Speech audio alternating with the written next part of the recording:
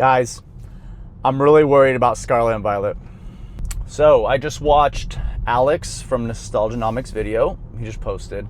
And say what you want about the guy. I mean, he seems like an okay guy. I can't really get a solid read on him. But some people hate him, some people like him, some people love him. I don't know. Like I said, I can't get a read on him. But anyways, I digress.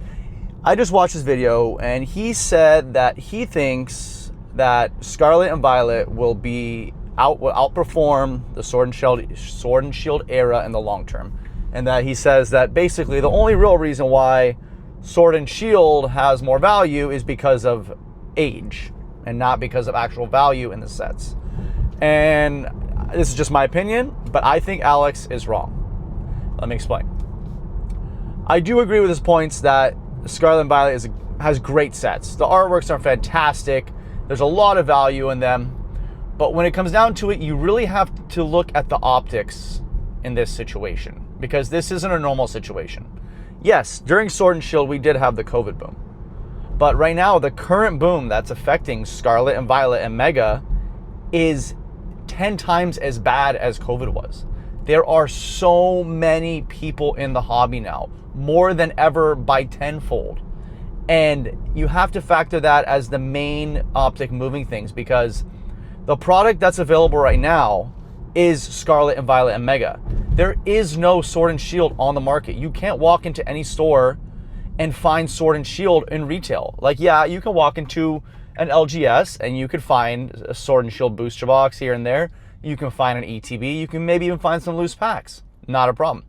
But the people that are new in the hobby right now are all going to the big box stores. Very few of them go to LGSs. When I got back in the hobby, for the first 6 months, I didn't even really know what an LGS was. I was going to GameStop, Target, Walmart to get my stuff. And I was paying MSRP when I could have been paying a lot less. So a lot of people that are now in the hobby are doing that. They're going to Target, they're going to Walmart, they're going to Costco. Very few are going to LGSs.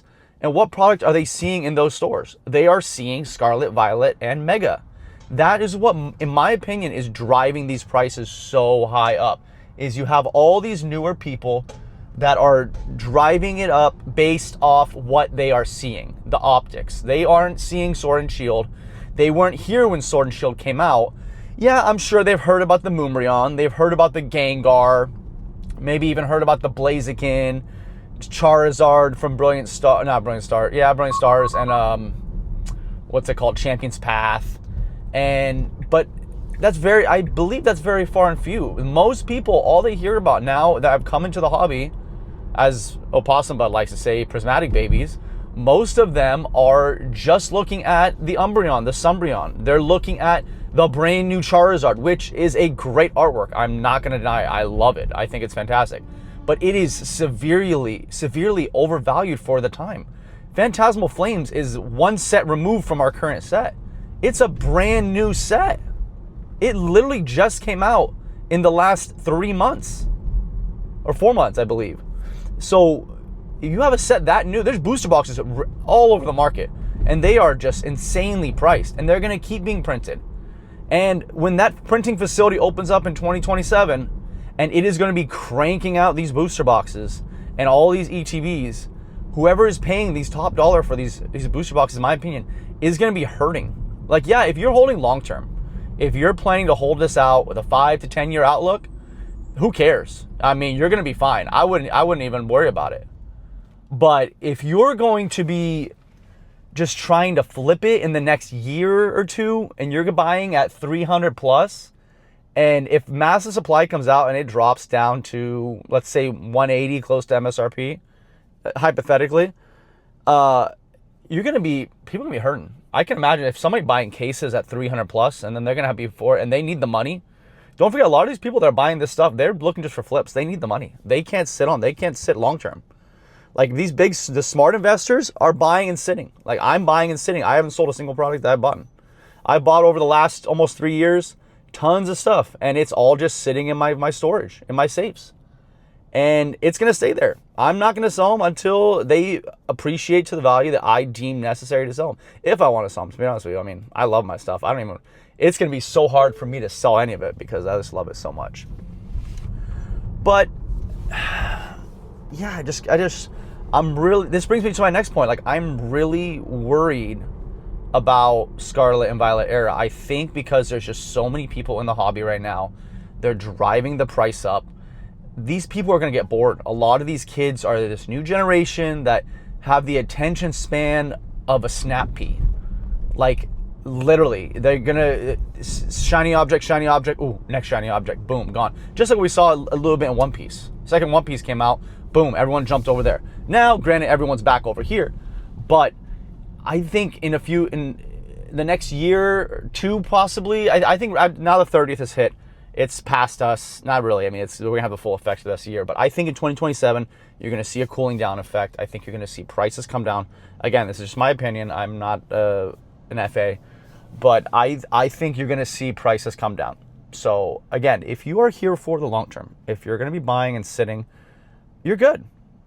You're totally fine. Go for it. If you want to pay $300-$400 for a brand new booster box, it's not bad. It's going to be worth $1,000 easily one day. But if you're here for flipping, I think a lot of people who are really investing heavily into Scarlet and Violet and Mega are going to be in for a rough time. I'm going to be honest with you. Because going back to what Alex said, Alex was talking about basically he was saying that the alt arts are so undervalued in Sword and Shield. Not undervalued, he said like they're cheap. Like he kept talking about it in such like I didn't really like the way he talked about it. I love Sword and Shield, and the way he was talking about it was like they're junk almost. Like, he's like, yeah, they're cheap, that's it. He's like, that's it, that's all Champion's Path has. That's it. When it has great artworks. Just because people aren't interested in them doesn't mean they're great artworks. The real reason why people aren't interested in them is because the people that have flooded the market right now and are causing this frenzy and buying and flipping and scalping don't even know about these sets. I can guarantee you, if you walk into a Costco right now and you ask one of these scalpers, you ask them about Crown Zenith, ask them about Champion's Path, ask them about Brilliant Stars, Chilling Reign, they're gonna be like, what?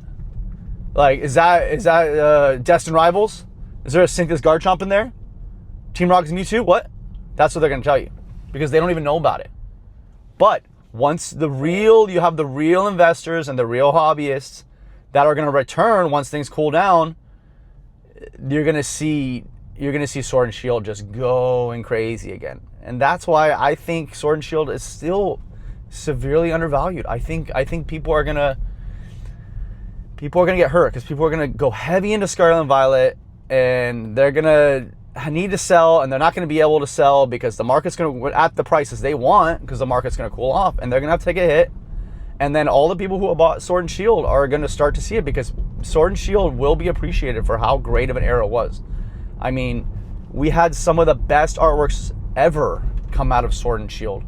And don't forget, another factor that Alex kind of brought up, but he kind of like alluded to and kind of like was beating around it. He kept talking about like the hit rates. Like, people were saying like hit rates are so much better now in Scarlet and Violet, and in Sword and Shield they were so much harder to pull cards. As you have depletion of the booster boxes, you have harder pull rates, you have less cards on the market, less products in the market, less was printed. That would cause more value. So Scarlet and Violet is printed like crazy, especially after Surging Sparks. I mean, yeah, you didn't see as many booster boxes, like we're still waiting on those, but you still a lot more packs, you a lot more cards being pulled, a lot more cards being graded. The pops are going through the roof, overall pops. Obviously, Scarlet and Violet is a little harder to grade, so the PSA 10 pops are a little lower, but the overall population, the overall cards you can get, there's still so many of them in comparison to how much, and also there's still time. There's still plenty of product is going to be open for those cards. A lot less Sword and Shield product is going to be opened because there's less product left. Scarlet and Violet, there's tons of product still being printed. I mean, at any moment, the Pokemon Company could dump a bunch of booster boxes from early Scarlet and Violet if they want to. The reprint phase doesn't end until April. What's to say that Pokemon doesn't just say, you know what, we're about to end off, let's go and print millions of booster boxes of Scarlet and Violet base, millions of booster boxes of Paldea Evolved, and dump them on the market. They still can. It's still a possibility. So you have to keep that in consideration. The Sword and Shield is capped. Scarlet and Violet is not. Mega is just getting started. So these prices we're seeing across the board on Scarlet and Violet and Mega. Guys, tread carefully. That's all I got to say. Just be careful. Yeah, if you, like I said, if you're going long term, your investments are going to be solid. If you're trying to flip, you're going to be in for a bad time. I think Scarlet Violet will be just as good as an era as Sword and Shield. I don't think it's going to do better. I don't, like Alex said, he said it's just going to go up, like it's going to outpace by miles. He was, or something like that he was saying. I'm not going to say exactly what he was saying because can't remember right now, but he basically said that it's going to run laps around Sword and Shield. And to be honest with you, I don't think he's right about that. If anything, best case scenario, they're both going to be neck and neck. They're going to be great eras, but to say that it's going to outpace Sword and Shield, I really don't think so. I think just Sword and Shield is going to take off at some point, and Scarlet and Violet is going to soften. And yeah, I think you're just going to see changing of the tides. So we'll see. Anyways, guys, sorry I was kind of all over the place with that one. Hopefully what I said was coherent, but it was just a lot on my mind with all this. I just don't like when people are just knocking on a whole era just because I don't know. I'm not going to say anything. I don't want to start drama for no reason. Anyways, guys, if you liked the video, drop a like. Comment down below what you think is going to be the better era of the two. I'd love to hear it. Don't forget to subscribe, turn the bell notification on, and I'll catch you guys in the next one. Peace.